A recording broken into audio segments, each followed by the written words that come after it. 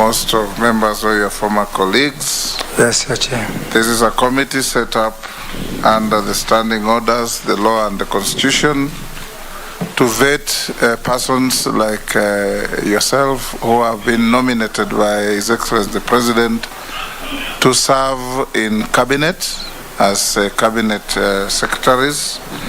And we have been sitting here since yesterday, listening to your colleagues, exchanging views, members in asking interrogative questions, and so far so good. So it's now your turn. You are welcome to the committee, and I will now ask the clerk to administer the oath.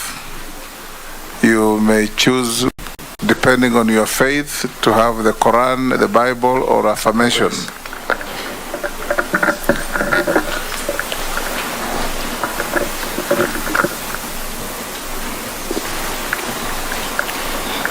I, Moses Kuria, do hereby swear to testify on all matters in question and tell this committee the truth, the whole truth, and nothing but the truth, so help me God.